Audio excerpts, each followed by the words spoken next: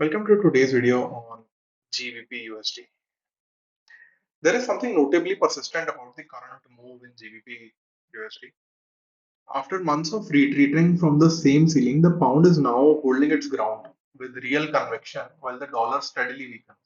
A pattern that increasingly resembles a genuine structural shift rather than another failed test.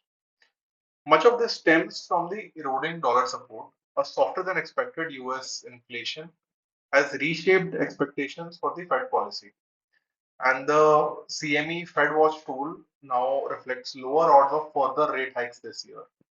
As the inflation narrative cools, the dollar loses a key pillar of support, and that weakness is visible across the board. The pound, meanwhile, is increasingly viewed as one of the strong majors. The UK economy has proven more resilient than expected, and Bank of England remains relatively hawkish versus its peers. That widening divergence between the two central banks is exactly the kind of backdrop that sustains a trend.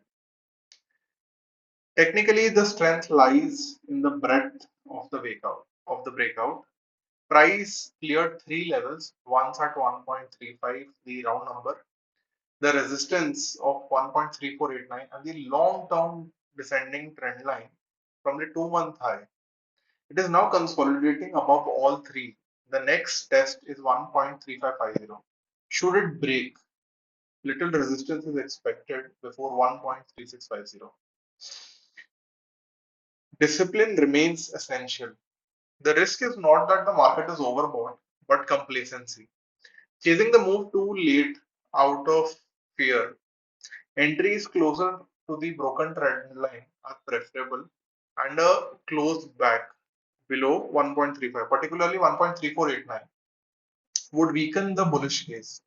Ultimately, the breakout is not the decisive event, the hold is.